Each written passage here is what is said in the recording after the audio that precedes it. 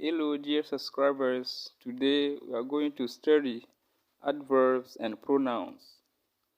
Bonjour chers abonnés, aujourd'hui nous allons étudier les adverbes et les pronoms. So we start with the pronoun who. Who means in French qui. Donc who signifie en français qui. When we use who, we need the identity of a person. Quand on emploie who, on a besoin de l'identité d'une personne. Donc, who signifie qui. Okay. Next, we are going to study the adverb what. Ensuite, nous allons étudier l'adverbe what. What signifie quoi, quel ou bien qu'est-ce que, selon le contexte. Donc, what a trois possibilités selon le contexte. Dans un contexte, what peut signifier quoi. Dans un autre contexte, what peut signifier qu'est-ce que. Dans un autre contexte encore, what peut signifier quel. Ça peut être quel masculin ou féminin. Donc, quand je vois what dans une question, je dois analyser, voir le what là représente quoi, quel ou bien qu'est-ce que, avant de pouvoir donner la réponse. The next adverb is the adverb of place. L'adverbe suivant, c'est l'adverbe de lieu. En anglais, c'est where. Where signifie où. Donc, quand on pose la question avec where, c'est que la réponse qu'on attend, c'est un lieu. Ça peut être une ville ou un pays, un quartier. Donc, where pour donner le lieu. Again, we have why. Encore, nous avons why. Why signifie pourquoi. Donc, quand on pose la question avec why, on attend forcément la réponse avec parce que. Donc, quand on pose la question why, on attend la réponse avec because. Même en français, c'est la même chose. Ok, now we have how. Maintenant, nous avons how. How signifie comment. Quand on utilise how dans une question, c'est qu'on veut la manière dont quelque chose se fait. Ou bien comment. Donc, how signifie comment. Ok, the last adverb is the adverb of time. Le dernier adverbe que nous allons étudier ici, c'est un adverbe de temps. When. When signifie quand. Donc, quand on pose la question avec when, on attend forcément la date, l'année ou le temps de façon générale. Voici les adverbes que nous allons étudier ici. Maintenant, employons ces adverbes et ces pronoms dans des phrases pour voir comment ils s'articulent. Prenons d'abord who. Let us take who. Who signifie qui.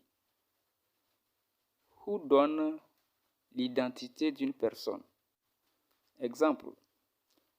Who is your English teacher? Who is your English teacher? Qui est ton enseignant d'anglais? Nous voyons ici qu'on emploie who pour donner l'identité d'une personne. Donc, who signifie qui. Ok, now we move to adverbs. Maintenant, nous évoluons vers les adverbes. Le premier adverbe que nous allons étudier ici, c'est what. What signifie quoi, qu'est-ce que ou bien quel, selon le contexte. Exemple. What is your name? What is your name? Quel est ton nom? Nous voyons que dans ce contexte, what se traduit par quel. D'accord? Un autre exemple avec what. What are you doing? What are you doing signifie qu'est-ce que tu fais. Dans ce contexte, on peut traduire what par qu'est-ce que. Nous voyons que le contexte détermine la traduction. D'accord? Now we move to where. Maintenant, nous évoluons vers where. Where, c'est un adverbe de lieu. On va l'employer dans une question. Where do you live? Where do you live? Où est-ce que tu habites? Donc, on attend le nom d'un quartier, d'une ville ou d'un pays. Where donne le lieu. De façon générale, where donne le lieu.